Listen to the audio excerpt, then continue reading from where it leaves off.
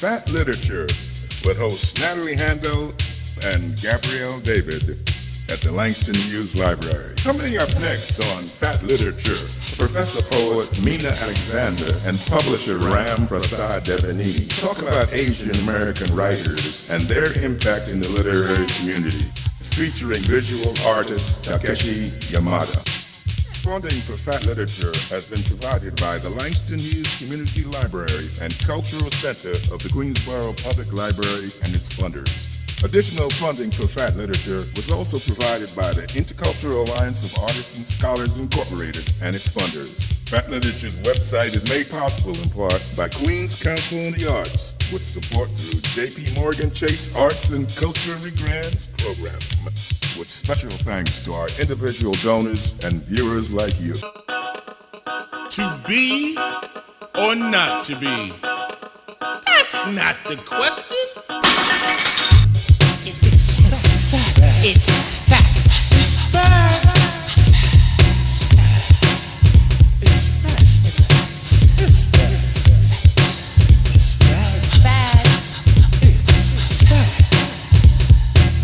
It's literature, it's poetry, it's the spoken word, diversity for all to hear.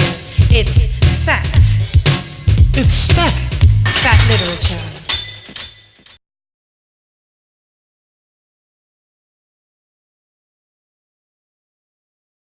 Meena, you were honored yesterday at the CUNY Graduate Center, and rightly so. You've done so much. Really, it's such a great honor to have you here. And we'd like you to share with us. I mean, you've had such an amazing life. You're Indian. You were born in India, grew up in North Africa. Please just tell us a little bit more about, tell the audience a little bit more about your life and how. And also, you're like the queen of the memoir. You've brought it back, and you've been the guiding force behind really pushing that, and you've come up with some really incredible works. So we just like to really just dive in and just find out. Yeah, I mean, that's very kind of you. My life's been kind of, it's very interesting you should ask, because there were days and years, I should say days and months and years, when I was a child growing up, and then when I wanted to be a poet as a teenager, when I felt, how can I be a writer if I haven't lived in just one place all my life, and if I don't have just one language? And actually, my first poems were published in Sudan in Arabic translation. I wrote them in English. And then I went to England, I went back to India, and then I came to the States. And I think it was, sort of in the States that I gradually realized that there are thousands of people like us. Sure. Millions of people like us, because the world has changed. And there is this migration. And the migration is not just of physical bodies, it's also of souls and memories and experiences. I come from the west coast of India, the southernmost state called Kerala. And for centuries before colonialism, we had peaceful trade with Africa, with the east coast of Africa. And the ships used to go, Africa, Persia, Europe, and also to the Far East. So I think that, we do have within our own cultural memories models of very exciting, peaceful cross-pollination of ideas and thoughts and images.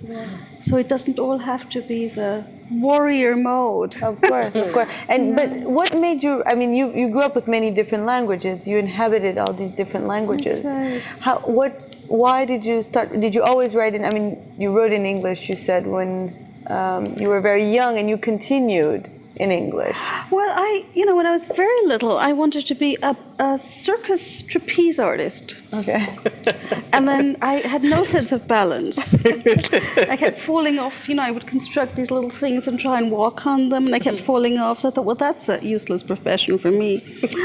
So then I thought, my grandparents thought I should become a doctor, but I was so lousy at arithmetic, so I couldn't do that. And I think poetry was the one place where I felt I could Just do my own very special dance, move in and out of the kinds of senses that words made when they came to me, and words that came in many languages. So it seemed like a very precious kind of translation, and something very personal.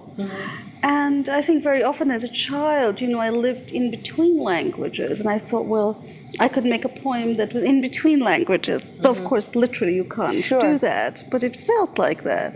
But everything else, I mean, maybe the way it's written, the tone. Sometimes, we speak about writing in English with an accent. That's right. So actually, people who have translated my poems into Malayalam, which is my mother tongue, say that it has a lot of rhythms from Malayalam.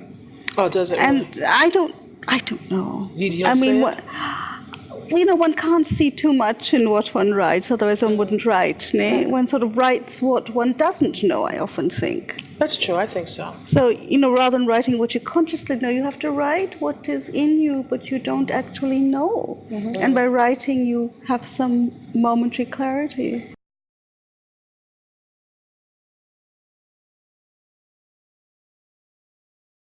Ram, it's such a pleasure to have you. I mean, you're one of the most dynamic people I know. Oh, thank you.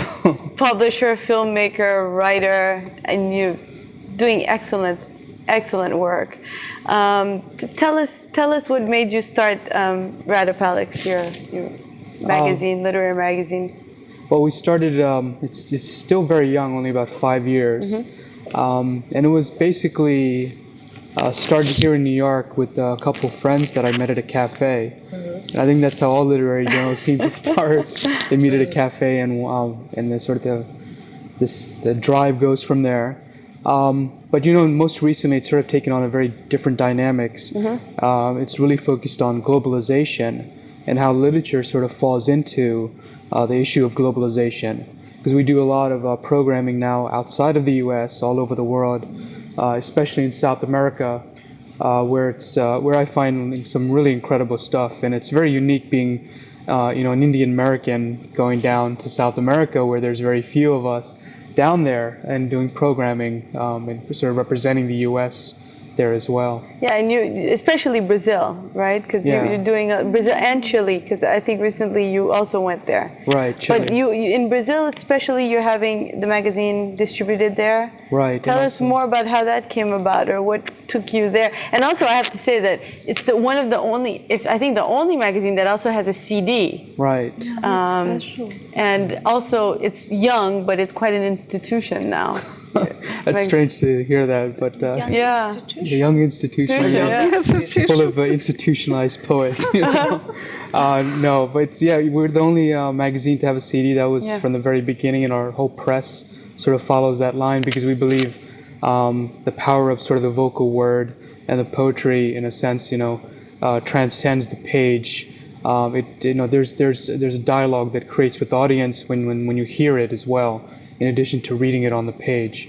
And that's been critical to us. And it's been it's even been far more important now that we have a lot of languages being recorded on the CD, in South America, to French, you name it, to Portuguese, Spanish. We're looking into Japanese and things like that. And we're the only magazine that's distributed in South America. We're going to be, from North America to South America, we're going to have full distribution. And it's very exciting because I get to go down there quite often. Yeah, and it's exciting because we know how difficult it is to, maintain a magazine and have it published. There's been a lot of magazines that have come and gone, and it's very hard. The costs are incredible, and of course the funding gets cut dramatically. You're non-profit or for-profit? Or non-profit. Non-profit. But we approach it very much like a for-profit production. That's the way you have to be in the 20th century. I'm just 21st My now. But were you born here? Because I'm gonna backtrack on you. Okay. Were you born here, or did you immigrate here like Meena did? No, I was born in India, north of Madras, and I immigrated when I was about 6 years old. And I grew up in South Jersey in the suburbs. Very suburban childhood.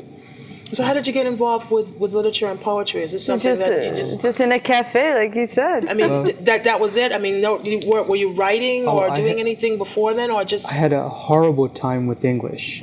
English was it was the best reason to go into the most difficult form of English, which is poetry.